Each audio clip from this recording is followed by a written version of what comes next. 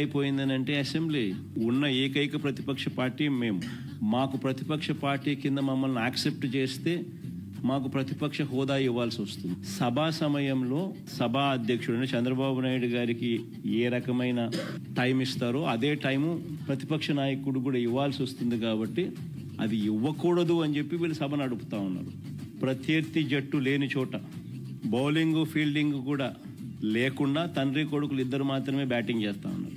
Batting చేసి వీళ్ళందరికీ బ్రహ్మాండంగా బ్యాటింగ్ చేసినామని వీళ్ళందరికీ కితాబిచ్చుకుంటా ఉన్నారు. నిజంగా ఆశ్చర్యం కలిగించే విషయం ఏంటంటే అసెంబ్లీలో ఈ మాదిరిగా బ్యాటింగ్ చేస్తారు కానీ పక్కన మండలిలో 4 రోజుల నుంచి సభ స్తంభింపజేస్తూ ఉన్నాం. ఇదే డిఎస్సి అనే సబ్జెక్టు మీద చర్చ జరగాలి అని.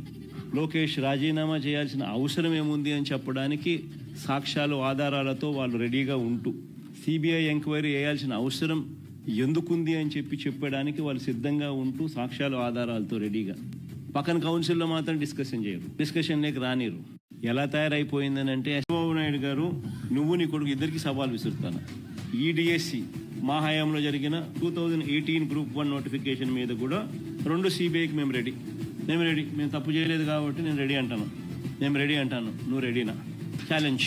చంద్రబాబు నాయుడు గట్టిగా అడుగుతాను ఆయన కొడుకుని ఇద్దరిని.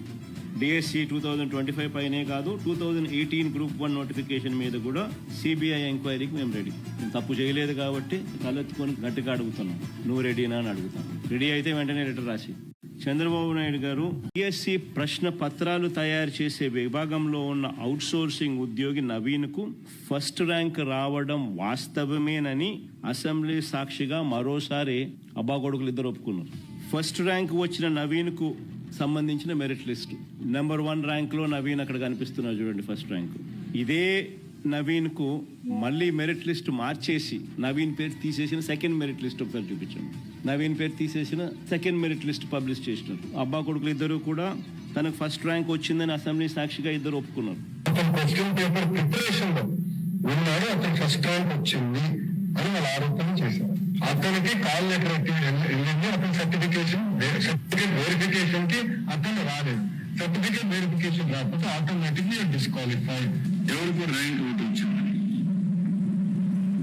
అది ర్యాంక్ అవుట్ వస్తే ఎవరు కనుక్కున్నాం ఏం చెప్పొచ్చింది వచ్చింది. వెరిఫికేషన్ రాలేదు. వెరిఫికేషన్ రాకపోతే 1 లక్ష వరకు ఎందుకు అంటారు. మరి నేను అడుగుతాను, మన ఫస్ట్ ర్యాంక్ వచ్చిన ఈ నవీన్కు ఉద్యోగం ఎందుకు ఇవ్వలేదు? ఫస్ట్ మెరిట్ లిస్ట్లో నవీన్ పేరు ఉంది. ఆ తర్వాత మళ్ళీ దీన్ని మార్చి నవీన్ పేరు తీసేసి నవీన్ పేరు లేకుండా సెకండ్ మెరిట్ లిస్ట్ ఎందుకు రిలీజ్ చేస్తాం? చంద్రబాబు నాయుడు గారు ఆయన కొడుకు ఏమంటారు? అబ్బా కొడుకులు ఇద్దరు నవీన్కి ఎందుకు ఉద్యోగం ఇవ్వలేదు అని అంటే ఏమంటారు? సర్టిఫికెట్ల వెరిఫికేషన్కు నవీన్ రాలేదు కాబట్టి ఉద్యోగం ఇవ్వలేదట. మరి ఇదే వాస్తవం అయితే నవీన్ అనే వ్యక్తి కోర్టుకు ఎందుకు పోయినాడు? డిఎస్సి ప్రశ్న పత్రాలు తయారు